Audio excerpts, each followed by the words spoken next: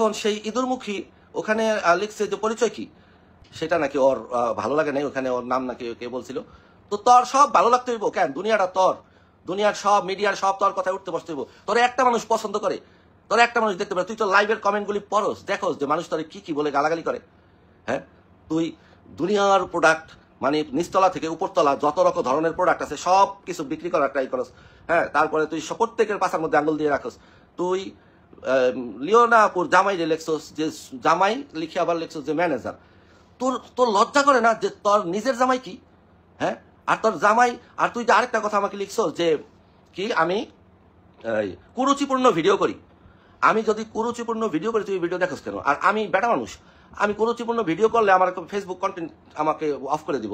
আর তুই যে একটা মেয়ে মানুষ হয়ে কুরুচিপূর্ণ পোশাক পরস, সবকিছু বের করে রাখোস, এদিক দিয়া এদিক দিয়া এদিক দিয়া। তুই তো একটা মা, তাই না? তোর লজ্জা করে না, শরম করে না এই ধরনের ড্রেস পরে, কুরুচিপূর্ণ ড্রেস পরে তুই পাবলিক প্লেসে এইভাবে ঘুরোস? তোর কি ধারণা তোরে কি মানুষ খুব ভালো বলে? হ্যাঁ, আর তোর তোর এই বাউরা জামাই, তোর এই আকাইমা জামাই আবার প্রেস কনফারেন্সে বলে কি যে অপবিশ্বাস হতো খোলামেলা পোশাক পরে। আরে অপবিশ্বাস আর তোর বউ কি এক নাকি? অপবিশ্বাস হলো নায়িকা, নায়িকারা চলচ্চিত্রের প্রয়োজনে, গল্পের প্রয়োজনে, পরিচালকের কথায় তারা যে কোনো ড্রেস, অনেক ধরনের ড্রেস তারা পরবে। তোর বউ কি তুই নায়িকা ভাবস? তোর বউ হলো 500 টাকার ডান্সার, সোজা 500 টাকার নাচতো আগে। এখন সে সার্জারি মার্জারি করে, তাও চেহারাটা আগে ভালো ছিল, এটার এখন একদম এলিয়ানের মতো করে চুক্র করছে। আর শরীর ফিগার পা থেকে মাথা পর্যন্ত তোর পুরাটাই সব ফলস, সব নকল। তারপরে তুই সেই খোলামেলা পোশাক পরে তুই ঘুরে বেড়াস, তোর মানুষ এত গালাগালি করে, তোর লজ্জা নাই, শরম নাই। তারপরে তুই লাইভে এসে তুই অমুকের গালি দেস, তমুকের গালি দেস, ওই একটা মেয়ের তো কাউকে থাকতে দিবি না ফিল্ডে, তুই একাই রাজত্ব করবি, মানে সব তোর, সবাই তোর চামচামি করবো, সবাই সবাই তোর হুজুর হুজুর করবো। তুই আমারে বলো যে মিডিয়া ইন্ডাস্ট্রি থেকে, মিডিয়া থেকে বয়কট করলাম। কি তুই কে বয়কট করার? তুই কে?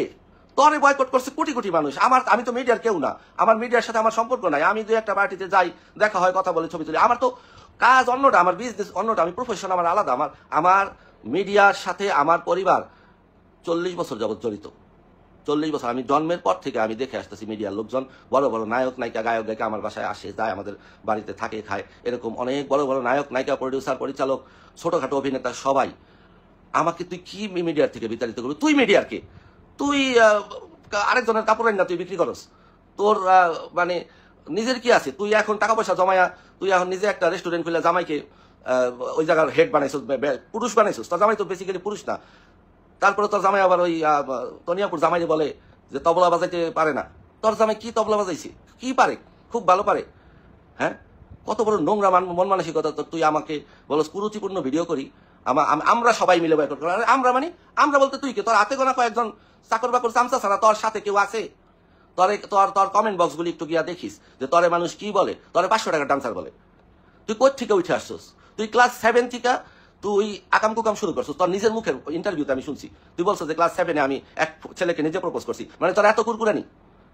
তো তুইও বদমাইশ, তোর জামাইও বদমাইশ, তোরা এই বদমাইশি কইরা এই পর্যন্ত আসছস, এই পর্যন্ত আসছস। তোদেরকে কেউ কিছু বলে না, মনে করে ওই যে তুই তো মানে ইজ্জত ছাড়া তুই এসে লাইভে এসে তারে গালাগালি করবি, বা ওইরকম করবি, এটা বলবি ওইটা বলবি। তনি রে বলে, ওই লিওয়াপুরে বলে তুই, তোর কলেজে এত বড় হয়ে গেছে।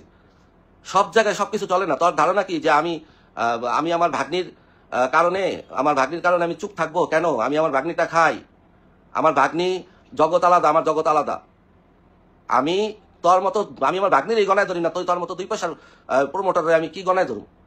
হ্যাঁ, তুই আমার সাথে অ্যাড ছিলি, তুই আমার আনফ্রেন্ড করার আগে তুই আমার নামে বিচার দেস অমুকের কাছে, গৌতমের কাছে, কার কাছে দেস। ওরা কে আমার বিচার করার? আমার বিচার কে করবো? তুই নি কি করতে পারবি আমার বিচার? বেয়াদব ফাজিল।